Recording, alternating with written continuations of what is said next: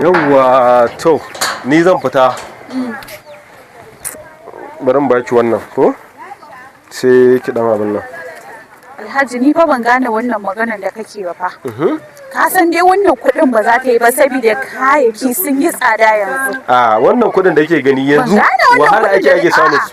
Kakka mu wannan bayanin. Dan Allah ki dakata. Gaskiya ni wannan kuɗin ba zai yi ba. Kin san yadda muke yi ne? Kin san wahalar da muke sha duk domin ku?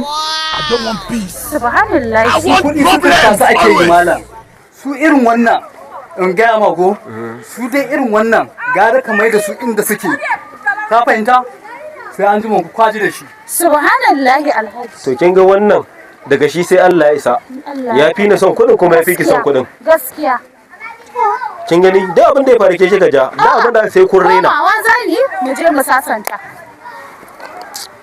Wannan daga shi sai Allah ya isa lamba ɗaya dan iska.